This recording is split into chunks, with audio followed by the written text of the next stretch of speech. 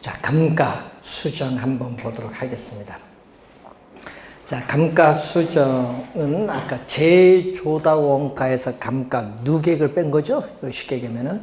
자, 그래서 제조달 원가를 감액하여야 할 요인이 있는 경우에 물리적 감가, 기능적 감가, 경제적 감가 등을 고려하여 그에 해당하는 금액이 바로 뭐죠? 감가수정액이죠. 이걸 뭐 한다?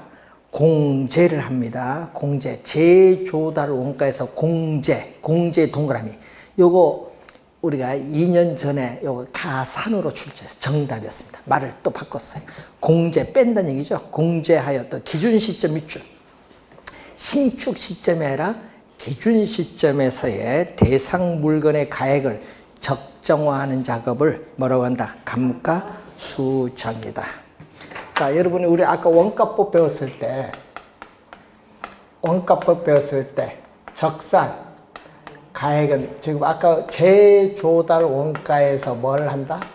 공제를 하죠. 뭐를? 물리적 감가, 기능적 감가, 경제적 감가 등을 우리가 여기서 공제를 해요. 그게 바로 뭐죠? 감가수정액. 공제를 해서 기준 시점에서의 대상 물건의 가액을 적정화하는 작업. 대상 물건의 가액을 적정화하는 게 바로 뭐를 구하는 거? 적산가액 구하는 거. 여기서 요걸 뺀 것을 우리 뭐라고 한다? 감가수정이라고 해요. 감가수정. 개념이에요. 공제하는 거죠. 이게 공제한다는 거. 공제. 자, 그리고 여러분이 거기 감가수정과 감가상각 비교, 이건 나중에 보시고 감가 요인부터 봅니다. 544페이지 보시면은, 자, 감가 요인을 보면은 우선은 감가 요인은 내부적 감가와 외부적 감가로 나눠 볼 수 있어요. 자, 내부적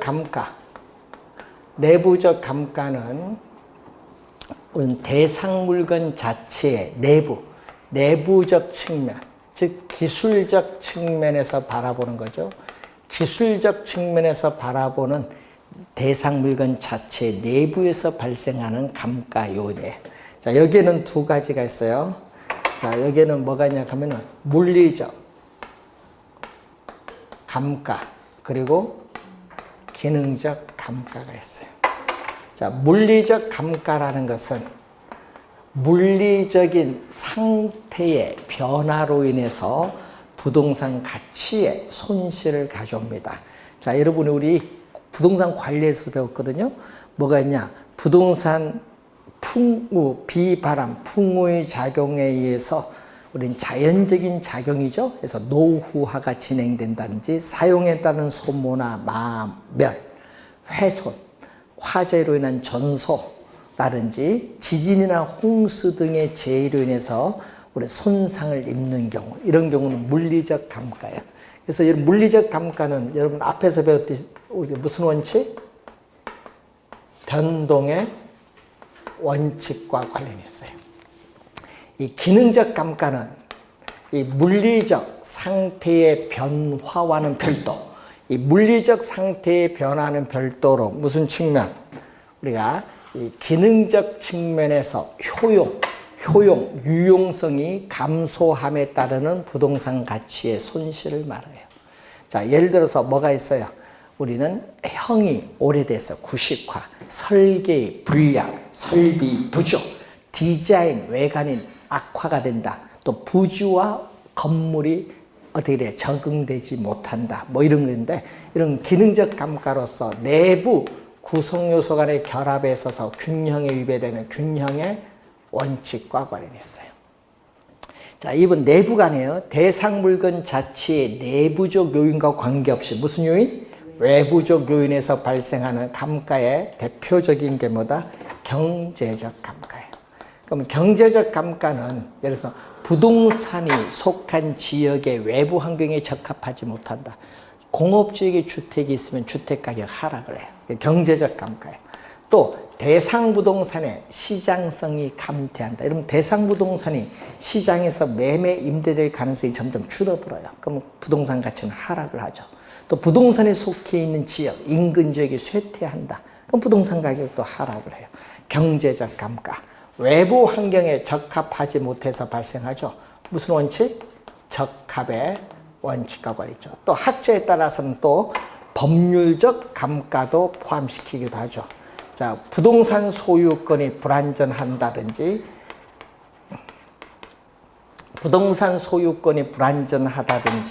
또는 공법상 저촉이 되고 있는 부동산, 뭐 도시계획시설에 저촉이 되고 있는 부동산이라든지, 자, 이런 것은 법률적 감가.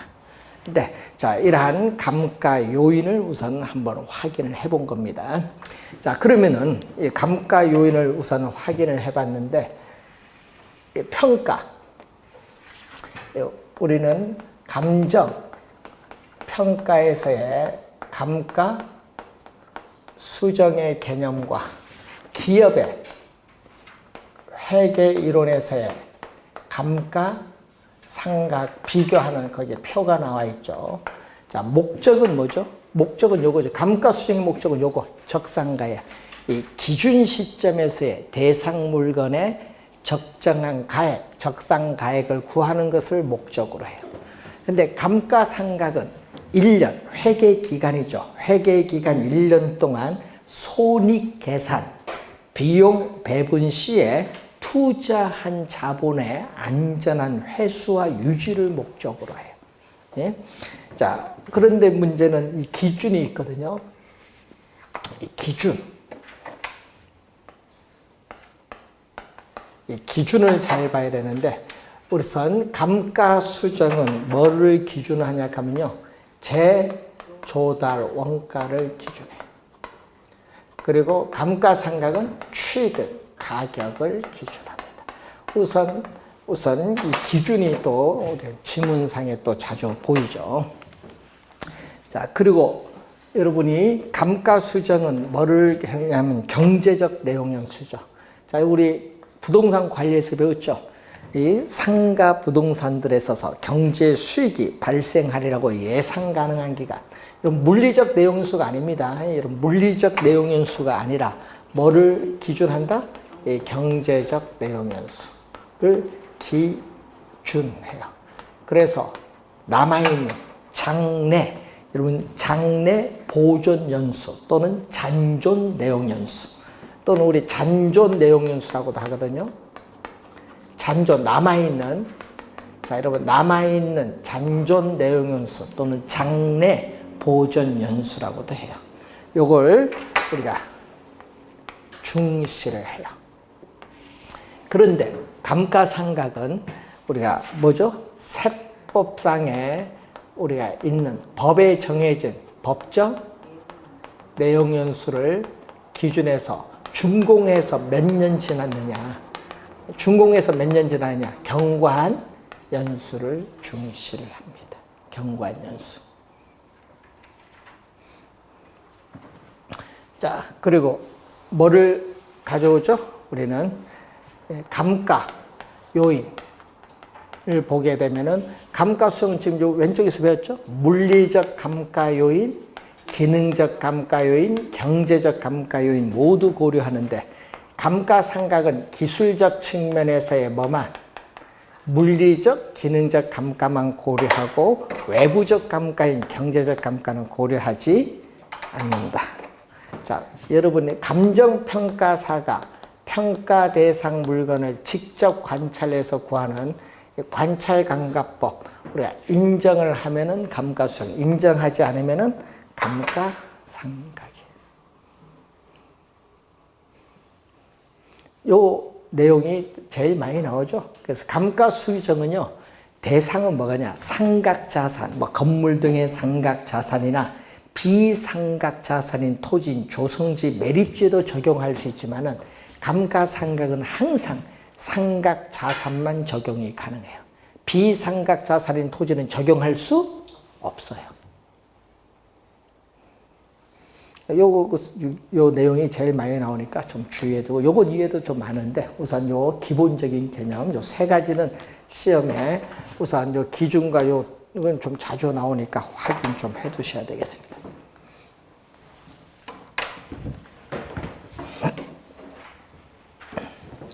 자, 이제 우리가 보시면은 546페이지에 거기에 내용연수라는 용어가 나오죠. 자, 여러분 건물을 준공을 해서 뭐 할 때 끝나죠. 여러분 건물을 사용을 하고 있어요. 소모도 되고 마멸돼요. 그래서 건물이 사용이 불가능할 때까지 기간을 뭐라고 해요? 여러분 건물의 사용이 불가능할 때까지 기간은 우리는 기술적 측면에서의 물리적으로 건물이 존속 가능한 기간, 이걸 물리적 내용연수. 그럼 여기서 여기까지가 또 오죠. 경제적으로 수익이 발생하리라고 예상 가능한 기간. 기술적 경제적 측면에서의 무슨 내용연수? 오늘 경제적 내용연수. 자, 이 경제적 내용연수는 그림에서 보듯이 물리적 내용연수보다 그 기간은 짧아요. 그럼 경제적 내용연수 끝나도 뭐는 있다? 건물은 아주 수명이 남아있으니까 남아있는 가격. 수명이 남아있으니까 남아있는 가격. 뭐가 존재한다? 잔존 가격이 존재를 하겠죠. 자, 이때 여러분이 관련해서 준공해서 뭐 예를 들어서 5년이 지났다. 그럼 준공해서 5년이 지났을 때 이 5년을 뭐라고 한다? 경과한 연수고. 그럼 5년이 지난 이 시점에서 내 건물의 가치가 얼마냐?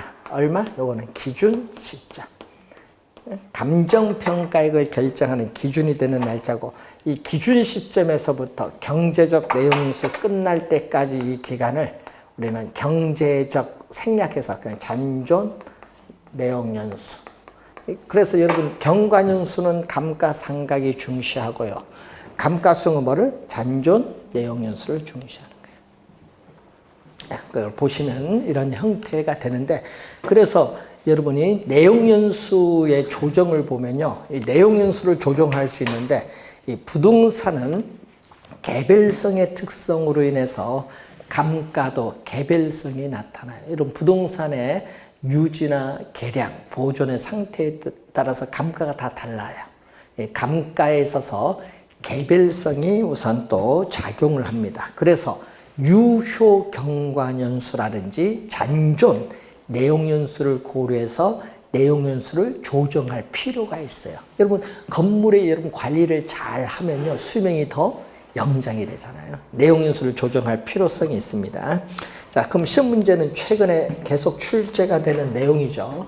자, 여러분 이것은 기본적으로 우리가 알면서 최근에 계속 출제가 되고 있는 부분이 바로 이 감가 수정 방법. 이게 중요합니다. 자, 감가 수정 방법이 여러분이 출제가 또 예상되는 또 중요한 부분입니다. 자, 이 감가 수정 방법을 보면은, 자, 감가 수정 방법은 또 여러분 평가 대상 물건으로부터 직접 구하면 뭐죠? 우리 늘 평가 대상 물건으로부터 직접 구하면은 직접법. 직접 못 구해요. 직접 못 구해서 사례를 가지고 구하면 뭐죠? 그럼 직접 못 구해 사례를 가지고 구하면 간접법이에요. 자, 이 직접법에 뭐가 있냐 하면 거기 보면 내용연수. 자, 여러분 내용연수는 감가상각 자산의 수명. 그럼 건물의 내용연수하면 건물의 수명. 기계의 내용연수하면 기계의 수명. 감가상각 자산의 수명이에요. 내용연수법이 우선 있겠죠. 그리고 관찰, 감가법, 그리고 또 뭐가 있다? 분해법이 있어요. 자, 이때 내용연수법에는 정액법, 자, 건물, 구축물 등의 평가에 적용되는 정액법이 있겠고, 또 기계, 기구 등의 동산에 적용하는 뭐죠? 정률법이 있겠고, 또 광산에 있어서 건물 등에 적용하는 또 뭐가 있냐면 상환 기금법. 세 가지가 있어요. 자, 우리 시험 문제는 최근에 만약 계산 문제를 낸다. 여러분 출제위원이 계산 문제를 낸다. 그러면 우리는 뭐를 낸다? 정액법을 내겠다. 만약 출제위원이 계산 문제 내면 정액법. 그래서 여러분 정액법이 여러분이 거기 보시면은 최근에 25회, 28회, 29회 세 번 우리가 계산 문제를 출제를 했어요. 최근에 계산 문제만.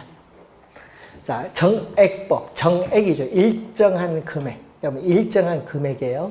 평가 대상 물건의 가치가 매년 일정한 금액씩 가치가 감소한다. 감가된다는 전제하에 구해요. 그러면 하여튼 여러분 계산 문제가 출제를 하니까 꼭 수식은 암기를 해놔야겠죠. 자, 매년에 감가액이 나와요. 자, 매년의 감가액은 이 기준 시점. 여러분 항상 우린 기준 시점이겠죠. 기준 시점에서의 재조달 원가에서 뭐가 경제적 내용 요소 끝났을 때 남아있는 잔존 가격을 빼준 것을 뭘로 나눠주느냐면은 경제적 내용 요소. 네? 경제적 내용 요소를 기준하잖아요. 이때 요걸 뭐라고 하죠? 재조달 원가에서 잔존 가격 뺀 게 이게 바로 감가총액이야. 감가총액을 경제적 내용 요소로 나눠주는 거죠. 자, 그러면 여러분이 거기에 예를 하나 봅니다. 여러분 교재 547페이지에 거기에 예제 중간 문제가 있어요. 자, 원가법에 의한 대상 물건 기준 시점에서의 감가 수정액을 구하는데 그 박스 보면은 감가 맨 밑에 박스 감가 수정은 정액법에 의하다 나오죠. 자, 준공은 언제? 2009년 6월 30, 기준 시점은 2014년 6월 30이니까 몇 년 경과? 준공 시점에서부터 5년 경과했어요. 자, 경제적 내용 연수는 몇 년? 50년. 기준 시점의 재조달 원가 얼마다? 2억. 이거 한번 볼까요? 기준 시점의 재조달 원가가 얼마 나왔다? 2억 원이 나왔다. 근데 거기 또 박스 맨 밑에 내용 연수 만료 시의 잔존 가치율은 몇 프로? 10%. 자, 여러분 잔존 가치율은 이 얘기거든요. 잔존 가치율은 재조달 원가. 재조달 원가에서 뭐가 차지한다? 잔존 가격이 차지하는 거. 여기 몇 프로? 10%. 재조달 원가가 얼마? 2억 원. 2억 원에 10% 하면 잔존 가격은 얼마? 2천만 원. 그럼 여기 얼마다? 잔존 가격은 얼마? 2천만 원 빼주죠. 그럼 여기 얼마 나오죠? 1억 8천만 원. 1억 8천만 원이 감가총액이야. 이 감가총액을 경제적 내용인수 몇 년? 경제적 내용인수 몇 년? 50년 나눠졌어요. 그럼 1억 8천을 나눠주죠. 공 하나 없으면 1,800만 원 5로 나눠줘요. 5, 3, 15, 5, 6, 3, 360만 원. 자, 매년 360만 원이 나와요. 자, 이 얘기거든요. 자, 경과한 연수. 자, 건물이거든요. 1년, 2년, 3년, 몇 년? 경과한 연수 50년. 50년. 자, 매년의 감가액. 자, 매년의 감가액 얼마 나왔죠, 지금? 360. 매년 이렇게 360이야. 전부. 그리고 감가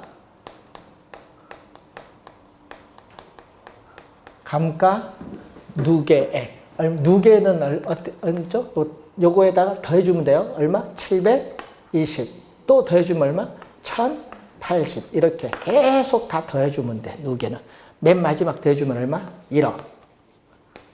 감가총액 얼마? 아까 위에 감가총액 얼마? 1억 8천만 원. 2억이 아닙니다. 잔존 가격이 있기 때문에. 자, 한번 보세요. 중요한 건 매년의 감가액이 똑같아요. 자, 매년의 감가액은 어떻게 돼? 일정해요. 매년의 감가액은 360만 원 똑같죠? 일정하다. 그래서 정액법을 뭐라고 해요? 매년의 감가액이 똑같기 때문에 정액법을 균등상각법이라고 해요. 또 요거죠. 경과년수와 감가누계액은 뭐한다? 정비례하여 증가합니다. 정비례하여 경과년수와 감가누계인데 감가누계액은 경과년수에 정비례하여 증가하기 때문에 정액법을 직선법이라고 돼요. 이유, 붙는 이유, 그 용어가. 그런데 여기 뭐가 문제 있어요? 건물은요, 매년 감가액이 똑같다. 이게 문제예요. 여러분, 건물은 초기에 감가액이 적고 나중에 감가액이 많아지겠지. 이 노화가 많이 되면. 그래서 실제 건물의 감가와 일치하지 않을 수도 있다는 문제점은 있어요. 근데 계산은 간편하다는 장점은 있습니다. 자, 그러면은 매년의 감가액을 구했으니까 지금 그 문제에서 뭐를 구하는 거? 그 문제는 요걸 구하는 거죠. 감가수정액. 감가수정액은요, 매년의 감가액 얼마? 자, 매년의 감가액 얼마? 360만 원. 여기에 뭐를 곱해준다? 경과연수. 준공에서 몇 년 경과했냐? 몇 년 경과? 지금 문제에서 5년 경과 했더니 1,800만 원. 그럼 그 문제의 정답은 얼마다? 1,800만 원. 요게 정답. 감가수정액. 요거 구하는 거예요. 근데 우리는 또 뭐를 구하는 거? 29회 시험 같은 경우는 뭐를 구하는 거? 자, 여러분 13회 시험, 15회 추가 시험, 그리고 20회 시험, 그리고 지금 29회 시험은 전부 요거 구하는 거 출제했어. 뭐 구하는 거? 적상가액 구하는 걸 출제했어요. 계산 문제. 그럼 적상가액은 얼마? 저기 있네요. 재조달 원가. 여러분 기준 시점에서의 재조달 원가 얼마죠 지금? 2억 원. 그래서 뭐를 빼겠죠? 감가수정액. 감가수정액 얼마? 1,800만 원을 뺐더니 1억 8,200만 원이 뭐가 된다? 우리는 적산가액이다 이 말이죠. 자, 공식은 요거 하나만 잘 기억하면 돼요. 여러분 원래 만약 출제를 원값에서 하면 여기서 출제가 예상이 돼. 정액법 요 계산 요거 하나는 정확히. 정률은 그렇지 않죠. 정률은 뭐다?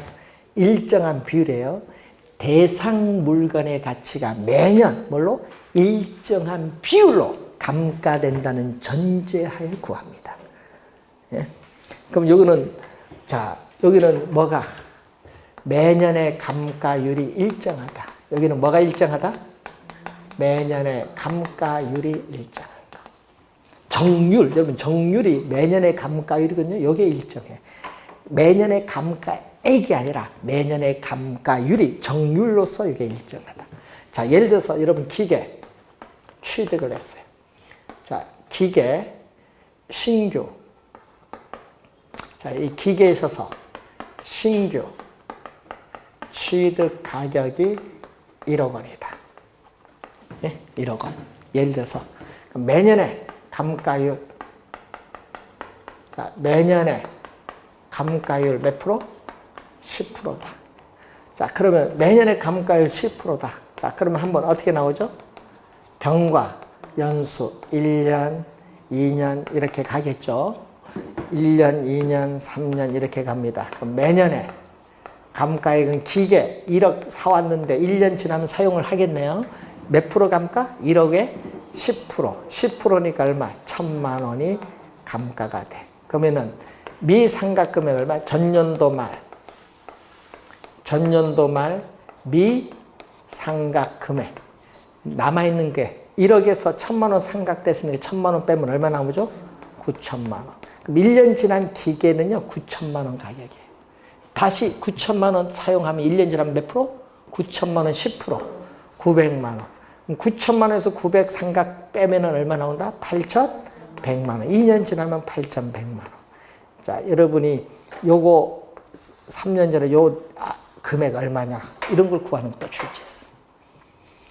그럼 또 1년 지나면 얼마? 810만 원. 그러면은 8,000에서 810 빼면 7,200만 290만 원. 자, 이렇게 정율법은요, 첫해, 상각 첫해의 감가액은 가장 많아요. 기간이 경과할수록 감가액은 점점 체감하기 때문에 정율법을 체감상각법이라고 하고, 미상각금액 잔액이 점점 줄어들죠. 그래서 잔고가 점점 감소한다. 그래서 잔고점감법이라는 용어를 또 사용하는 거예요. 명칭이 붙은 이유가 있어요. 잔고점감법, 체감상각법. 근데 문제는 뭐 그거 모르셔도 돼요. 그냥 정액법이 뭐고 정율법이 뭐냐. 자, 여러분 기계의 능률이 높은 초기에 상각액을 많이 하기 때문에 어떻게 돼요? 기계에 투자한 자본을 초기에 안전하게 회수할 수 있는 장점이 있어요. 근데 매년에 감가액이 다르기 때문에 표준 감가액 구하기가 어렵고 계산이 복잡하다는 문제점이 있습니다. 그래서 여러분 시험 문제는 정률법보다 우리 뭘로 출제한다? 정액법. 상환기금법은요, 우리가 13회 시험과 23회 시험 다 개념만 냈어요. 개념을 2번 출제를 했습니다. 그래서 여러분 교재에 개념을 한번 보시면은, 자, 여러분 549페이지 중간에 대상 물건, 예를 들면 광산 건물을 할까요? 그럼 광산의 건물의 내용 연수가 100년이다. 그런데 문제는 광산은 수익이 유한합니다. 그래서 만료되는 때에 있어서 감가 누계 상당액. 무슨 얘기죠? 여러분 광산 건물 수명 100년이다. 그럼 매년 회수되는 감가액을 어디? 국공채와 같은 안전한 자산에 투자 운용해요. 그럼 국공채 투자하니까 뭐가 발생해요? 이자, 복리 계산에 따른 이자가 발생해요. 그래서 여러분이 매년 회수되는 감가액 있죠? 매년 회수되는 감가액이 있고 또 뭐가 있어요? 매년 회수되는 감가액 국공채 투자하면 그게 원금이죠. 복리 계산 이자가 붙죠. 이 원리금 상환액을 광산 수명 다 됐을 때 감가 누계가 서로 뭐 하게끔? 일치 갖게끔 매년 일정한 금액을 상각하는 방법이 상환기금법이에요. 그래서 뭐를 해당 당해 내용연수로 어떻게 돼요? 상환하는 방법을 얘기해요.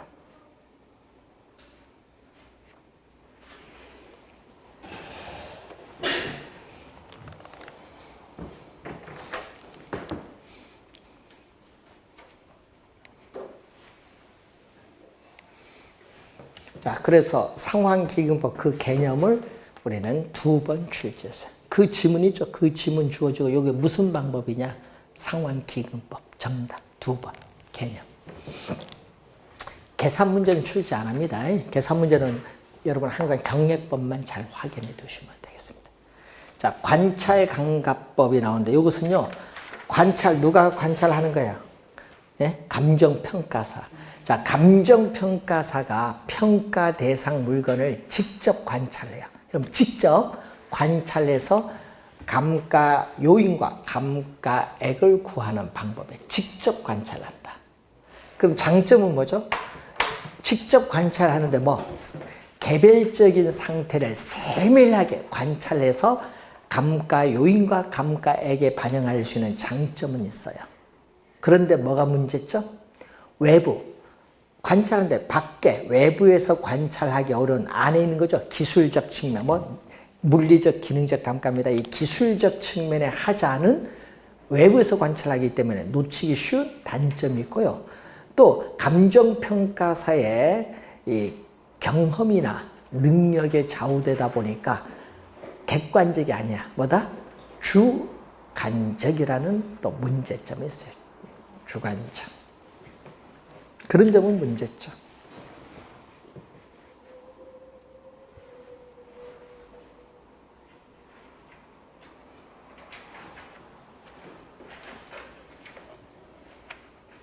자, 분해법. 자, 이 분해법 요거 나오죠. 자, 여러분 아까 앞에서 감가를 무슨 감가? 내부적 감가와 무슨 감가로? 외부적 감가로 이렇게 나누죠. 감가를 이때 나눌 때 내부적 감가는 다시 뭘로 나눠요? 내부적 감가는 다시 물리적 감가와 뭐 기능적 감가로 나누고 외부적 감가는 경제적 감가. 우리 저 왼쪽에서 지금 우리 있는 경제적 감가. 여기까지는 우리 배운 거예요. 그런데 분해, 계속 분해를 하는 거예요. 그럼 물리적 감가는 또 분해를 합니다. 뭐죠? 이 물리적 감가를 분해를 할 때는 항상 이걸 고려해야 돼. 치유 비용. 자, 여러분 치유. 병 났으면 치유해야지. 그럼 치유하는 데 드는 비용이 있고요. 치유 후에 부동산 가치 상승분이 있어요. 그런데 문제는 요게 크냐, 요게 크냐. 요걸 봐야겠지. 이때는 뭐예요? 치유를 해야 하나요? 이때는 치유를 하는 거고, 이때는 치유를 하지 않는 거. 요거죠. 그래서 물리적, 내부적 측면에서의 감가, 물리적, 기능적 감가는요, 요걸 비교했을 때 치유를 하면은 치유가 뭐? 가능한 감가가 돼요. 그런데 치유 비용이 많이 들면 비용을 투입해서 치유할 필요가 없어요. 이때는 치유가 뭐다? 불가능한 감가. 이렇게 나눠요.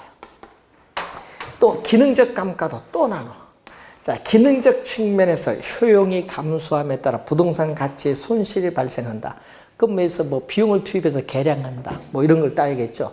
또 비교했을 때 또 뭐죠? 우리는 치유 또 후에 가치 상승분이 더 크면 비용을 투입해서 치유합니다. 근데 치유 비용이 더 많이 들면 비용을 투입해서 치유하지 않죠. 이렇게 이 내부적 대상 물건 자체 내부에서 발생하는 감가는 치유 가능 불가능으로 이렇게 더 나눌 수 있지만은 경제적 감가는 안 돼요. 이건 대상 물건 자체 내부적 요인이 아니라 뭐에서 발생한다? 외부적 요인에서 발생하는 감가이기 때문에 이것은 외부적 요인에서 발생을 하기 때문에 이건 치유 자체가 뭐다? 불가능하다. 치유 자체가 불가능한 감가다. 그래서 요 감가액이죠. 요 각각의 감가액을 뭐 전부 요걸 다 뭐해? 감가액 요것을 전부 더해줘서 감가액을 구하는 방법을 뭐라고 한다? 분해법. 그게 분해법. 분해법 여러분 어디 있어요? 지금 분해법은 원가법입니다. 원가법에서 어디? 감가수정 방법에 있다. 꼭 기억해야 되네요. 그리고 요거는 이론적, 여러분 우리 이론으로 구한 이론적 측면에서 발생하는 감가고요. 요 두 가지는 실제 발생한 감가. 실제 발생한 감가를 얘기해요. 그렇기 때문에 요 두 가지는 뭐다? 두 가지는 병용이 가능하다. 어떻게? 병용한다는 건 정액법, 관찰감가법 이런 식으로 아니면 정률법, 관찰감가법 이렇게 병용을 하면요.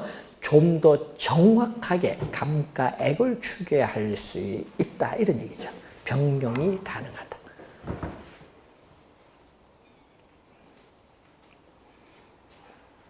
자, 올해 중요합니다. 그러면 시험 문제, 계산 문제 내면 뭐? 정액법. 또 시험 문제 이렇게 낼 수 있죠. 지문 여기 하나, 둘, 그리고 여기서 셋, 넷, 뭐 여기서 묻는 다섯 이런 식으로 해서 5개의 지문을 구성해서 물을 수도 있어요. 이론으로. 자, 올해는 감가 수정 방법이 상당히 중요하다. 시간 없으면 이것만 보든지 뭐. 항상 잘 시간을 좀 전략을 해야 됩니다. 자, 여러분 이제 간접법은 거기 있는 두 가지가 있거든요. 뭐 임대료 손실환원법, 시장추출법. 이건 간접법인데 뭐 그것까지는 공부할 필요는 없고. 자, 우선은 이 정도 여러분 기억을 좀 해두시면 되겠습니다. 자, 556페이지로 갑니다.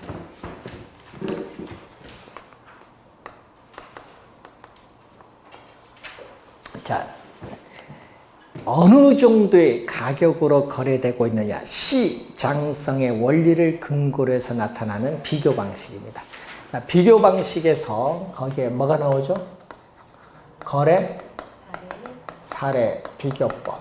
자, 거래 사례 비교법에서 구한 대상 물건의 가액을 비중 가액이다. 여러분 거래 사례 비교법 말 그대로 사례가 있어야 구합니다. 그래서 거래 사례가 있는 부동산은 모두 적용이 가능하다.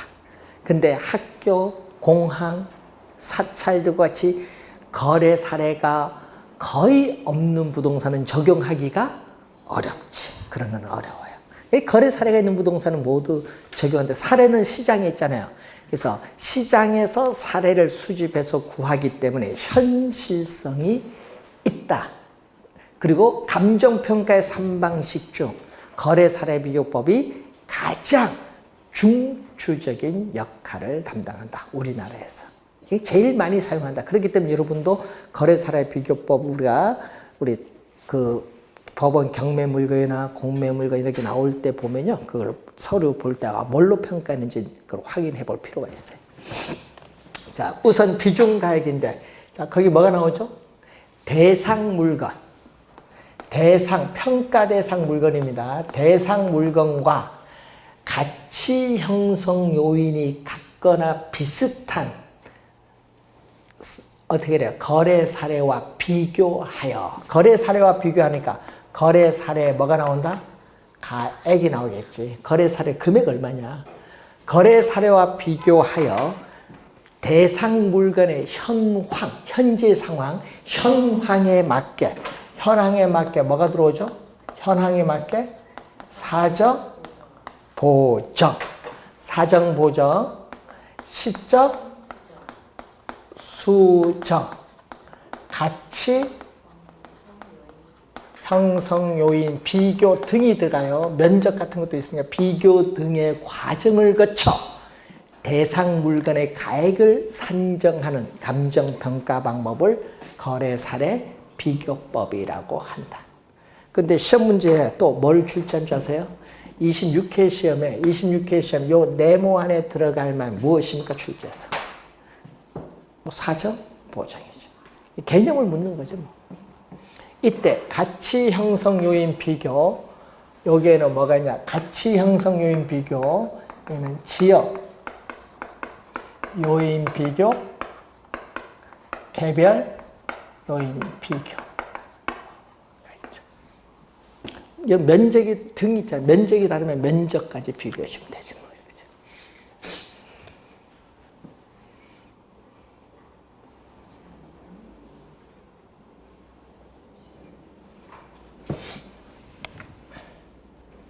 자, 그러면은 여기에 대해서 또 임대 사례 비교법이 또 나오죠. 자, 여러분 교재에 있어서 임대 사례 비교법은 또 뒤에 가서 또 나오는데, 자, 567페이지, 569페이지인가? 569페이지 보시면 뭐가 나온다? 임대 사례 비교법이 나와요. 그래도 준용하면 돼요. 임대 사례 비교법은 뭐를 구하는 거? 여기는 비준 임대료. 자, 그래로 요걸 준용을 하면 돼요. 어떻게 돼요? 평가 대상 물건인데 대상 물건과 가치 형성 요인이 같거나 비슷한, 또 뭐와 비교? 임대 사례와 비교해요. 그럼 임대 사례와 비교를 하죠. 임대 사례에 뭐가 나온다? 임대료가 나오겠지. 비교하여 대상 물건의 현황에 맞게 또 뭐 사정 보정, 시점 수정, 가치 형성 요인 비교 등의 과정을 거쳐 대상 물건의 임대료를 산정하는 감정평가 방법을 우리는 임대사례 비교법. 그래도 준용하면 돼요. 그러니까 임대사례 비교법 시험 내겠어요? 안 내죠. 뭘 내겠어? 우리 시험에 거래사례 비교법을 출제하지. 그래도 준용하면 되니까. 그래서 거래사례 비교법 계산을 하려면 뭐죠? 시험 문제는 거래사례 금액은 나왔을 거 아니에요. 거래사례 뭐 2억, 뭐 이건 주어졌을 거고, 그럼 요거 뭐만 구하면 돼? 하나, 둘, 셋, 네 개. 하나, 둘, 셋, 넷. 만약 면적이라면 면적까지 계산을 해주면 돼요. 그럼 계산을 문제가 나올 거 아니에요? 자, 그러면 제일 먼저 사정 보정을 해야 되는데, 자, 그러면은 거래 사례에 있어서의 수집, 선택 기준 4가지를 배웠거든요. 거래 사례 수집, 선택 기준 4가지. 요거 하나, 둘, 셋, 넷. 요거 알아야 비중 가액을 구하는 거예요. 계산 문제. 그럼 요걸 모르면 안 되지. 그래서 여러분 시험 문제 또 출제를 만약에 하면 여기다 얘기죠. 요 네 가지를 잘 알아야 돼. 수집 기준 네 가지. 자, 그래서 여러분 교재 우리가 558페이지로 오시면은 거기에 중간에 사례 선택 기준 또는 사례 수집 기준, 기역, 니은, 디귿, 니을 네 가지가 나오고 있어요. 네 가지 기준. 그 네 가지 기준 중에 제일 먼저가 기역의 사정 보정의 가능성이 나오죠. 그것은 결국은 어떻게 돼요? 오른쪽에 보시면은 559페이지에 사정 보정해서 중간에 나오고 있죠. 사정 보정을 보면은 어떻게 돼요? 수집된 거래 사례를 수집하니까 이 수집된 거래 사례에 특수한 사정이나 개별적인 동기가 게재가 되어 있거나 거래 당사자가 또 시장에 정통하지 못하여 그 가격이 적정하지 않을 때 그러한 사정이 없었을 경우에 적절한 가격으로 고친다, 정상화하는 작업을 뭐라고 해요? 사정 보정이라고 한다. 사정 보정 개념이 나와 있네요. 그래서 첫 번째가 뭐? 첫 번째가 사정 보정의 가능성이 나오죠. 그럼 여러분 사례 물건 있죠. 여러분 사례 물건은요 정상적인 것. 자, 사례 물건은 정상적인 것 또는 정상적인 것으로 보정이 가능한 사례를 수집하여야 한다. 자, 여러분 무슨 얘기냐면요. 특수한 사정이나 개별적 동기가 게재되어 있어도요. 정상적인 것으로 고칠 수 있다. 보정이 가능하면 사례를 선택할 수 있는 거예요. 자, 그래서 사정 보정 요인은 두 가지가 있거든요. 사정 보정 요인은요. 자, 여러분 정상적인 것보다 비싸, 고가로 거래가 이루어지면 어떻게 돼? 이런 정상적인 것보다 고가로 거래가 이루어지면은 어떻게 가격을 다운시켜야 돼. 감액을 해야 되고. 그럼 경매 물건 같이 정상적인 것보다 싸게 낙찰받았다. 그러면 뭐라 한다? 정상적인 것으로 고치기 위해서는 또 뭐 해야 돼? 증액. 두 가지밖에 없어요. 예? 고가 거래냐 저가 거래에 따라서 증액, 감액을 해야 될 사정 보정 요인 또는 증액을 해야 될 사정 보정 요인 뭐 두 개지 뭐. 자, 이때 주의를 해야 될 것은 그럼 사정 보정치는 어떻게 구하냐?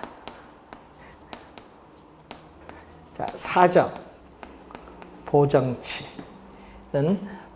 분모는 정상적인 우리가 시장 가치. 자, 대상 물건의 정상적인 시장 가치. 시장 가치를 100으로 보면 돼요. 정상적인 시장 가치. 근데 위에는 뭐죠? 여러분 항상 분모는요 사례라는 걸 명심해요. 그럼 분모 분자 나중에 왔다 갔다 하시면 안 돼요. 분모는 사례 물건인데 자 여기 알파가 붙어요. 알파가 뭐냐? 사정 보정률 몇 프로냐? 몇 프로 보정할 거냐? 사정 보정률 몇 프로? 뭐 10% 고가로 거래되느냐, 20% 저가로 거래되느냐 이 얘기인데 시험 문제 여러분 나올 때 그래서 잘 봐야 돼. 여러분 고가로 거래가 이루어지면 어떻게 돼? 여러분 사례 물건이 고가로 거래가 이루어질 때 여기 플러스로 들어와. 플러스. 그런데 플러스로 들어오는데 저가로 거래가 이루어지면 뭐가 들어온다? 마이너스. 저가로 이루어질 때 여기 마이너스로 들어온다. 그 얘기예요. 그럼 여기 20%가 되면 얼마? 20%면 0.2. 예? 5%하면 0.05. 뭐 이런 식으로. 뭐를 기준? 대상 물건 100% 기준. 대상 물건 시장가치 100% 기준했을 때 증액 감액이 어떻게 되느냐.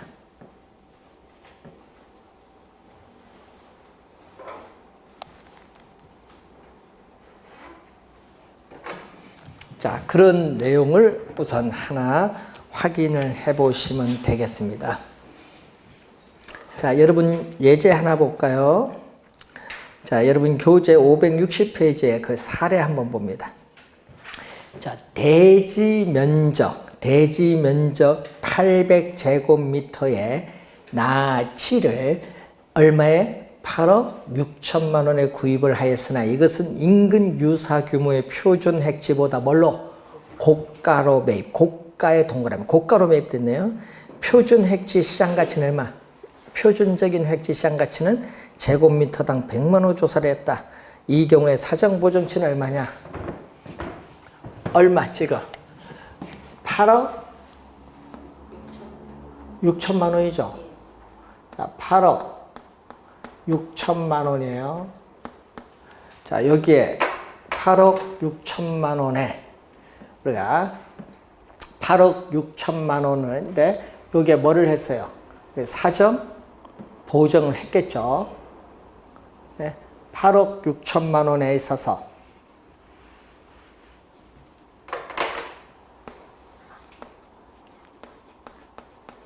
8억 6천만 원에 있어서 여기에 고가로 거래가 이루어졌다 이런 얘기죠. 여기에 뭐를 했다? 사정, 제일 빠른 방법으로 사정 보정을 했어요. 사정 보정치를 곱해줬더니 정상적인 가격 얼마 나왔다? 지금 얼마? 800 제곱미터야? 800 제곱미터인데 얼마? 제곱미터당 얼마 나왔어요? 제곱미터당 100만 원이 나왔지. 그럼 요건 없어지니까 100만 원 공 2개 해줬더니 8천만 원이죠. 8천만 원이야. 8천만 원. 이 표준 핵지의 정상적인 시장 가치. 여기 고가로 거래를 했잖아요. 고가로 거래해서 사정 보정했더니 정상적인 시장 가치가 나왔어. 제일 빨리 구하는 거. 여러분 교재에 있는 거 말고 제일 빨리 구하는 거. 그러면 사정 보정치는 제일 빠른 방법으로 구하는 거. 얼마? 여기 8억 8천만 원이죠. 아, 8억인가? 100만 원. 공 6개, 7, 8억이네. 8억 원. 8억 원은 얼마? 8억 원을 뭘로 나눠주면 돼? 8억 6천만 원으로 이렇게 나눠주면 돼. 8억 6천만 원 나눠주면 얼마 나온다? 0.930이 나온다. 원리로, 우리 배운 원리로 하면은, 자, 여기 고가야. 여기 비싸게 샀다는 얘기야. 이게 비싸게. 정상적인 표준 핵지 시장 가치는 8억인데 비싸를 8억 6천에 샀다는 얘기예요. 그럼 사정 보정을 해야겠지. 보정하면 정상적인 걸로 가잖아요. 여기 제일 빠르게 푸는 방법. 여러분 교재는 원칙적으로 뭐 사정 보정률부터 구해서 이렇게 가는 건데 제일 빨리 구하는 방법을 한번 풀어봤어요. 항상 원리를 잘 기억하는데 여러분 토지인 경우는 뭐다? 여러분 토지는 우리 표준지 공시지가가 있을 거 아니에요. 여러분 우리 토지인 경우에 표준지 공시지가를 사례로 수집했다. 문제는 표준지 공시지가를 사례로 수집을 할 때는 이 표준지를 구하는 과정에서 사정을 다 감안했어요. 표준지 선정할 때. 그렇기 때문에 이때는 표준지 공시가를 사례로 수입하면은 사정 보정을 할 필요가 없다. 표준지 공시지가를 토지에 써서 사례를 수집할 때는 사정 보정을 할 필요가 없다. 왜? 표준지를 선정하는 과정에서 사정을 다 감안을 했습니다. 자, 그거 하나 기억을 해 두시고 이제 뭐를 구해야 돼요? 이제 두 번째가 뭐? 사정 보정을 했으니까 그 다음에 시점 수정, 지역 개별 요인 비교인데 이것은 잠시 쉬고 설명을 하도록 하겠습니다.